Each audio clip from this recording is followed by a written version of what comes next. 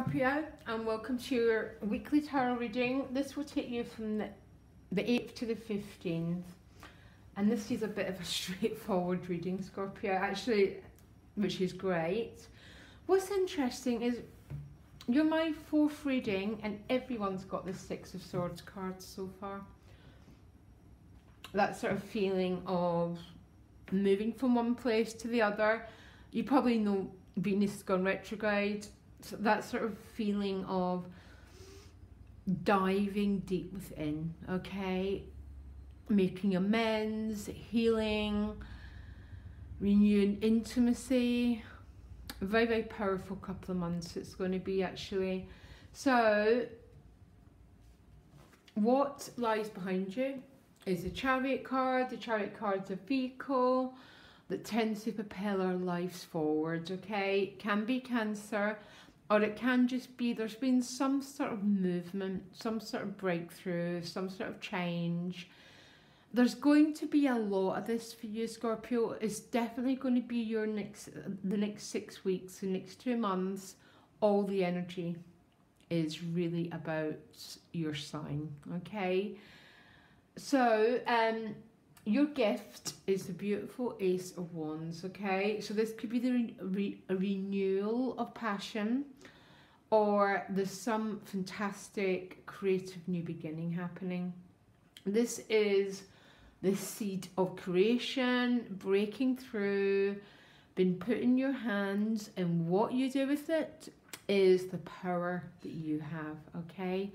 I do always see the Ace of Wands as passion, but really it's all the same energy. So passion, enthusiasm, creativity, it's about renewed life force which wants to propel our lives in a new direction. My favourite, just love the Ace of Wands because I love fire. Fire transforms things and it can destroy things. So it destroys things in order to build new things, which is the process of creation, okay? Because the challenge is the Six of Swords, which is very interesting. So life is not what it once was, okay? But when you're in the Six of Swords, you're under the care of the moon. And when you're under the care of the moon, you're in a transition, okay? Now, there's no point resisting the energy of transition because it's what your sun stands for. It's what your energy is about. Always shredding the skin, always propelling yourself forward, learning new knowledge, learning new skills. And that's a sort of a feeling as your challenge, even though you've got this gift of the Ace of Wands, of building new opportunities, you're still in the in-between space. And everyone's going to be in this space for the next few weeks. It's not a time, it's a time very much, definitely a time of healing. Jupiter's got its last month here, so make sure when you get forward to this new land, you're not carrying any unfinished business, because there's a feeling of some exciting new energy. There's an awful lot of exciting new energy. But we recreate the past unless we do some sort of work on our thinking and our emotional world, which is the moon, okay? Anyhow, let me go on. How your relationship house, you've got the Two of Cups. This is how people are showing up for you. So there's definitely a relationship energy here. Is absolutely someone is showing up, offering their cup. The Two of Cups tends to talk about quite a deep relating, because if you look, they're very much connected, both hearts and minds. This is one of my soulmate cards. I do tend to look for when it's aligned with some other cards, okay? But someone's showing up for you clearly in your relationship house, no doubt about it. And right next to it is Treasure Island, which is that sort of feeling of you've hit some sort of sweet spot. That could be in your relationships, but it could also be with some new sort of opportunity with that Ace of Wands. And even though you're still in this transition, that's okay, because she knows where she's going. She's just not quite at her destination yet. Now what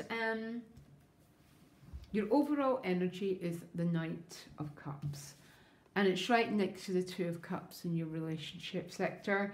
So it's really clear to see that relationships are a key issue for you this week. I will maybe ask for one more card to say what is the underlying energy of your relationships. And you got a really nice one actually. You got the Eight of Wands. Some of you might be traveling, by the way, by the looks of it.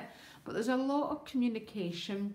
The Eight of Wands is also a card about quite joyful energy.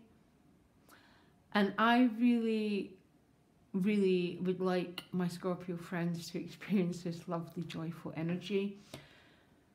There doesn't seem to be that much heavy dynamic within your relationships. It seems to be quite light.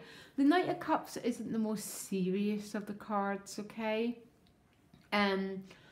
Sometimes the Knight of Cups sort of appears and then he disappears. Not as much as the Knight of Swords, but he's a bit of a, you know, can be romantic. He offers his cup, but it's not a king, okay?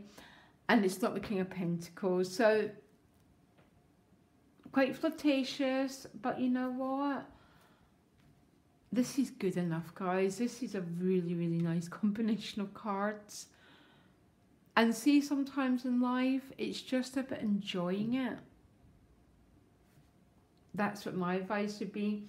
Because your outcome is the Six of Wands. This is the card of success, the card of victory, triumph. So some beautiful, passionate, new beginning is going on here, okay? This could be a creative project. It could be around your relationships, or some lucky ones have got both. So I'm trying to work out why the Six of Swords is coming across as your challenge, and the High Priestess came up with it. They're pretty much not far off the same energy, see? So the moon is what you're in the nighttime in both cards, which means, Scorpio, in a strange way, even though there's really beautiful energy around you, there's a little bit of a descent into the mystery going on. And when we descend into that mystery, we go into our deep life, because that's who you are. And don't even bother trying to be anything but someone who's connected with their depths and who's connected with their deep, deep feeling world. Because both cards are coming across as a challenge. Maybe you're being pulled out of yourself a lot this week, Scorpio, by that Two of Cups, by the looks of it, okay? So maybe you'll miss being a bit connected with, you know, sometimes we're in intimacy with another, and sometimes we're just in our own depths. I feel this might be more of an outer focus week, and maybe you'll, you know, what is that saying someone says to me? That they actually miss their own company when they're too much in the fray, okay? Maybe that's the sort of message here. Or for some of you, you're still in the energy of being in the mystery. Guys, the mystery is so beautiful. It only becomes difficult when we project the past onto the future. Yeah. And you can take control of that, stay connected with yourself, and enjoy this beautiful energy. I'm really glad you've got a really, really nice reading. And you've got one more card, the Judgment card. Holy wow, this could be, again, a relationship coming back to life. This could be you receiving divine surges of energy with the Judgment card. It's almost, you got one more card before one whole cycle has completed itself, and you move on to the World card. And maybe that's where the Six of Swords is a challenge. You're not quite totally hot that new spot yet where you can build a new land or build a new foundation for yourself. I don't know how long that's going to be with that Six of Wands. There's some significant victory happening. Anyhow, so glad you got a lovely reading, guys. It's all going to be about your energy. So get used to embracing the mystery, because it ain't going to go anywhere. Loads of love. Bye.